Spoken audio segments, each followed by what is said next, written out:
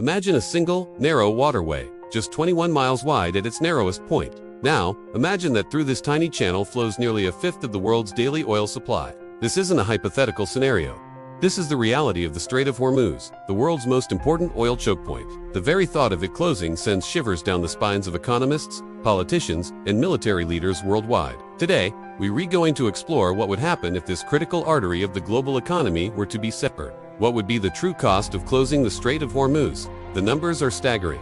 Around 21 million barrels of oil and a significant portion of the world's liquefied natural gas, or LNG, transit through the strait every single day. The primary beneficiaries of this flow are the major economies of Asia. China, Japan, India, and South Korea are all heavily reliant on these ships. But make no mistake, the impact would be global. The immediate effect of a closure would be a catastrophic shock to the energy market. Oil prices would skyrocket, likely doubling or even tripling within days. We saw a glimpse of this during the oil crises of the 1970s, but a complete shutdown of Hormuz would be an event of an entirely different magnitude. The price you pay at the pump would be the most visible and immediate consequence for the average person, but the ripple effects would spread far and wide, touching every corner of the economy. Think about it. Oil is not just fuel for our cars. It's the primary ingredient in plastics, a key component in fertilizers that grow our food, and the energy source that powers manufacturing plants worldwide. A surge in oil prices means a surge in the cost of producing and transporting virtually every product you buy. The result? Massive, widespread inflation. The cost of your weekly groceries, the electronics you use, the clothes you wear, everything would become more expensive. This would put immense pressure on household budgets, reduce consumer spending, and could easily tip the global economy into a severe recession. Beyond the obvious, let's consider industries that might not immediately come to mind. The petrochemical industry, which creates the building blocks for everything from medical devices to car parts, would grind to a halt without its feedstock of crude oil. The airline industry, already operating on thin margins, would face insurmountable fuel costs, leading to canceled flights and potential bankruptcies. The shipping industry itself would be thrown into chaos. While oil tankers are the most discussed, container ships carrying finished goods would also be affected, either by skyrocketing fuel costs or the risks of navigating a conflict zone. Global supply chains, already shown to be fragile, would face a crisis that would make previous disruptions look minor. But the Strait of Hormuz is more than just an economic choke point. It's a geopolitical powder keg. The waterway separates Iran from the Arabian Peninsula, home to major U.S. allies like Saudi Arabia and the United Arab Emirates. For decades, this region has been a focal point of tension. The historical context is crucial here. During the tanker war phase of the Iran-Iraq War in the 1980s, both sides attacked oil tankers in the Persian Gulf, showcasing the vulnerability of this maritime route. This led to direct U.S. military involvement, with the U.S. Navy escorting reflagged tankers to ensure the flow of oil. Today, the geopolitical landscape is just as complex. Iran has repeatedly threatened to close the strait in response to international pressure, particularly sanctions related to its nuclear program. They view their control over this choke point as a powerful lever of influence and a deterrent against foreign military action. Any attempt to close the strait, whether through naval mines, anti-ship missiles, or swarms of fast attack craft, would be seen as an act of war by the international community. This is where the military dimension becomes unavoidable. The United States maintains a significant naval presence in the region, primarily through its Fifth Fleet, headquartered in Bahrain. Their explicit mission is to ensure freedom of navigation and the free flow of commerce. A closure of the strait would almost certainly trigger a swift and decisive military response.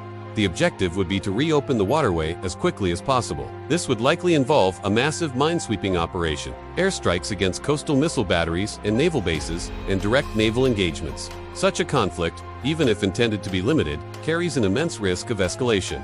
It could draw in regional powers, creating a wider conflict across the Middle East with devastating human and economic consequences.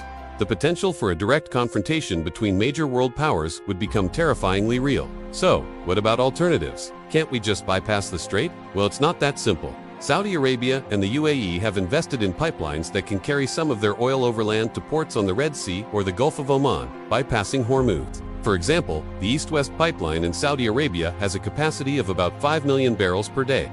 The Abu Dhabi crude oil pipeline has a capacity of around 1.5 million barrels. While significant, these pipelines together can only handle a fraction less than a third of the oil that normally transits the strait. They are not a solution, but rather a limited mitigation strategy.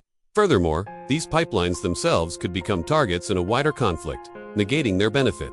For other major producers like Kuwait, Iraq, and Qatar, there are no viable alternative routes for the bulk of their exports. They are completely dependent on the strait remaining open. The global political fallout from a closure would be immense. Nations heavily dependent on Hormuz oil, like Japan and South Korea, would face an existential economic crisis and would exert enormous pressure on the United States and other powers to restore the flow of oil immediately.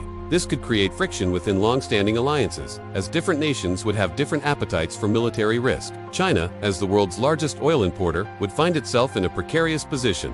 Its policy of non-interference would be severely tested, as its economic stability would be held hostage by the conflict.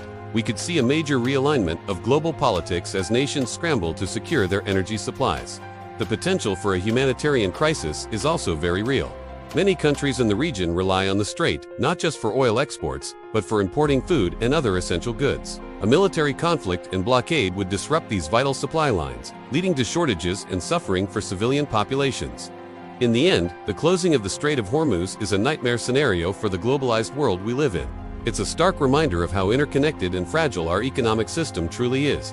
The immediate economic shock from skyrocketing energy prices would trigger a global recession, impacting every industry and every consumer. But the greater danger lies in the almost certain military conflict that would follow. It would be a conflict fought not just over oil, but over the fundamental principles of global trade and freedom of navigation.